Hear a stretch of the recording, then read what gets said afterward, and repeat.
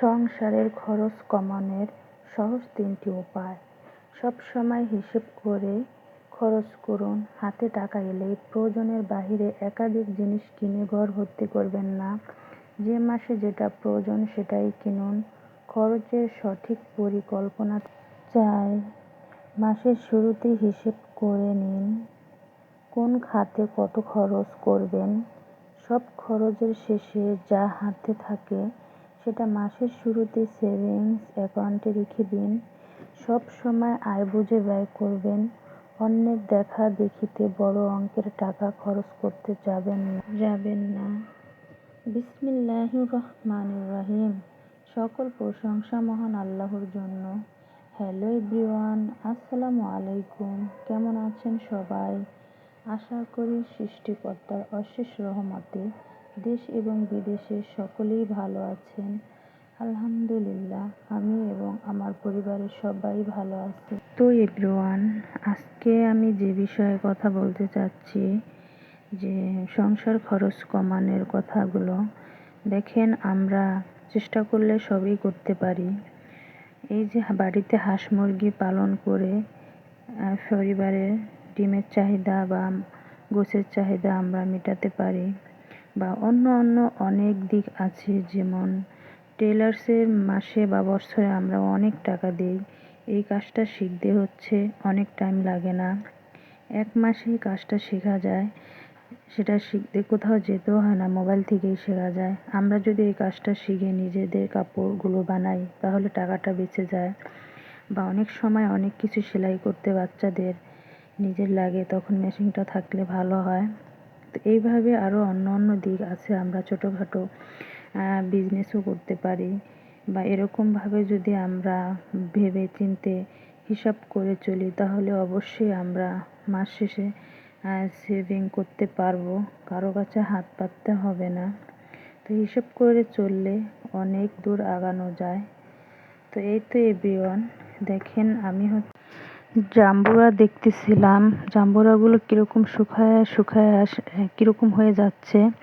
আর এই যে এখানে দেখেন কাঁঠাল, মাশাআল্লাহ অনেক বড় হয়ে যাইতেছে। তো কাঁঠালগুলো অনেক ভালো, খেতেও অনেক সুস্বাদু। তো এই তো দেখেন নিচে থেকে একদম মাথা পর্যন্ত পুরো কাঁঠালে ভরা। তো এখানে হচ্ছে হাঁস মুরগি মিলে কচুরির পাতা খাইতেছে।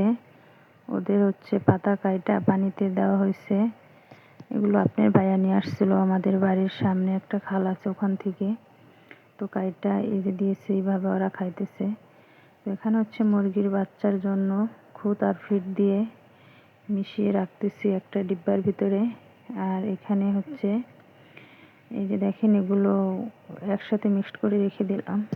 আর এই যে কুড়ার বস্তা নিয়ে আসছিল, তো কুড়াগুলো একসাথে সব ঢাইলা তারপর হচ্ছে আটা একসাথে মিক্সড করে পুরো 1 মাসের জন্য আর কি খাবারগুলো বানানো হইতেছে।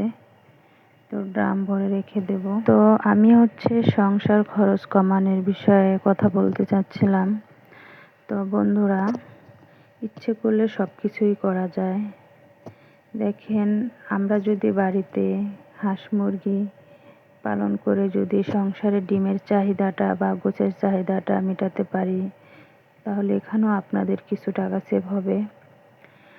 আবার হচ্ছে আপনি যদি টেলার্সের কাজ শিখে যদি নিজের ড্রেসগুলো নিজে বানান, ওখানেও আপনার কিছু টাকা সেভ হবে। কারণ হিসাব করে দেখেন বছরে আপনি কত টাকা টেলার্সের দোকানে দিয়ে আসেন।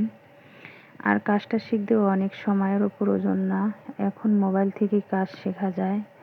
অনেকে শিখতেছেও বা শিখেছে এভাবে, তাদের ড্রেস বানিয়ে তারা পরতেছে। কারণ এখানেও অনেক টাকা সাশ্রয় হয়। কারণ আপনি যদি নিজের ড্রেস নিজে বানিয়ে পরেন, একটি অন্যরকম আনন্দ ফিল করবেন, ভালো লাগবে, টাকাও বাঁচবে। আরও অনেক ধরনের ছোটোখাটো দেখা যায় বিজনেস আছে, ওগুলো করতে পারেন। ওখানেও আপনাদের টাকা হয়তো সেভ হবে, মাস শেষে কিছু টাকা সেভিং করতে পারবেন।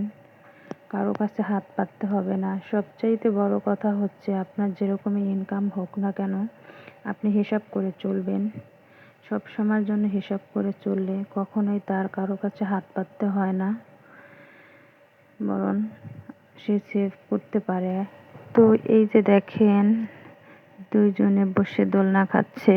তারা আমার ভিডিও করতেছি দেখে হাসতেছে আর বলতেছে, ভিডিও করেন, এগুলো আপনি ছাইড়া দেন। আমি বলতেছি হ্যাঁ, তোমাদেরকে নেড়ে ছাইড়া দেব।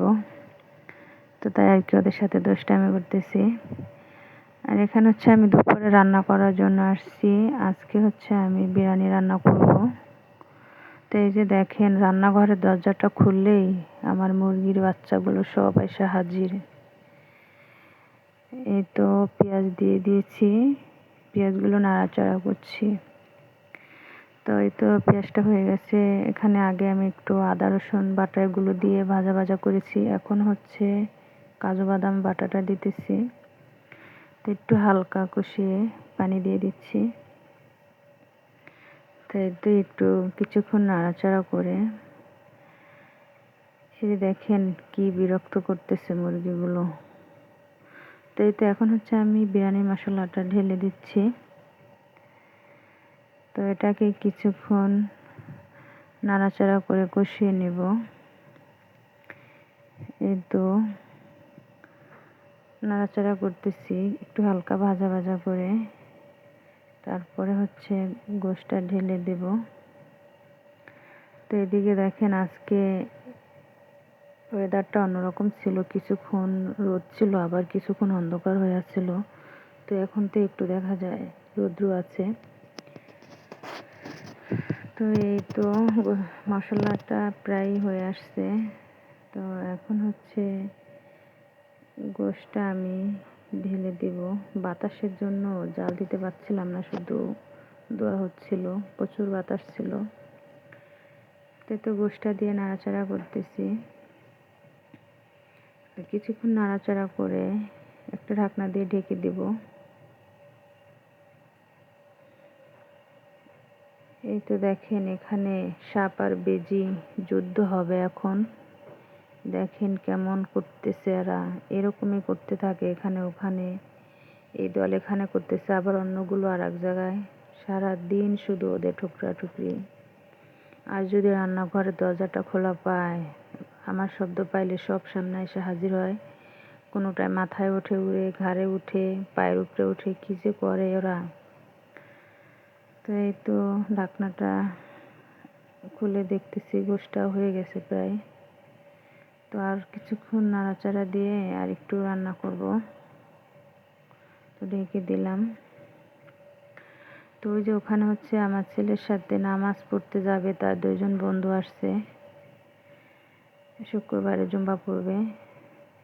তো ওরা দোলনাতে বসে আছে আর ওই হচ্ছে ঘরে রেডি হইতেছে। বলতেছে তোমার এত লেট হয় কেন, তাড়াতাড়ি বের হও। তো এই যে দোল খাচ্ছে ওরা, আর ও আসছে, বলতেছে আয় এখন, আমি তো আশা করছি, তোরা বসে রয়েছিস কা। ও গেট দিয়ে বের হয়ে গেছে। তো বন্ধুরা গোশটাও হয়ে গেছে। আমি হচ্ছে এখন আরেকটা পাতিলায় তেল দিয়ে দিলাম, পেঁয়াজ দিয়ে দিচ্ছি। তো এখন কিছুক্ষণ পেঁয়াজটা হালকা ভাজা ভাজা করে নেব। তারপরে হচ্ছে চালটা ঢেলে দেব। এখন চালটা দিয়ে কিছুক্ষণ চালটা ভাজবো, নাড়াচাড়া দিয়ে সুন্দর করে ভাজা নেব। চালটা এইভাবে ভাজা নিলে পোলাওটা অনেক ভালো হয়, ঝরঝরা হয়, দেখতেও সুন্দর হয়, আঠালো হয় না। এই তো পানি দিয়ে দিচ্ছি ভাজা ভাজা করে। এখন কিছুক্ষণ ঢেকে রান্না করব। এই তো গোশটা আমি দিয়ে দিছিলাম অফ ক্যামেরায় আগেই। তো এখন হচ্ছে নাড়াচাড়া দিব একটু। দেখেন পাতিলাটা বেঁকিয়ে যাচ্ছে, আমি এক হাতে মোবাইল আর এক হাতে কুচুঞ্জা লাড়তেছি, তো হইতেছে না। 2 হাত ধরে নাড়াচাড়া দিলে হয়তো পাতিলাটা লড়তো না। তো এই তো আমি আর একটু দমে রাখবো, আর কিছুক্ষণ রেখে দেব। তো এদিকে হচ্ছে এই তো হয়ে গেছে। এখন চুলায় রেখে আমি অন্য কাজ করব। আমার ভিডিওটি যদি কোনো এক অংশ আপনাদের ভালো লেগে থাকে, তাহলে অবশ্যই একটা লাইক দিতে ভুলবেন না। আপনার একটা লাইকে আমার ভিডিওটি আরও হাজারো দর্শকের কাছে পৌঁছাবে। আর আপনার সুন্দর মতামত জানাতে ভুল করবেন না, কমেন্টে জানিয়ে যাবেন। আপনার সুন্দর একটা কমেন্টে আমাকে পরবর্তী ভিডিও বানাতে মোটিভেট করবে।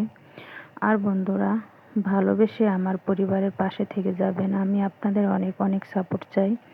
আমার চ্যানেলটা সাবস্ক্রাইব করে দিবেন। সাবস্ক্রাইব করে রাখলে হয়তো আমি নেক্সট টাইমে যদি কোনো ভিডিও আপলোড করি তখন আপনি নোটিফিকেশন পেয়ে যাবেন। এভরিওয়ান, সবাই ভালো থাকবেন।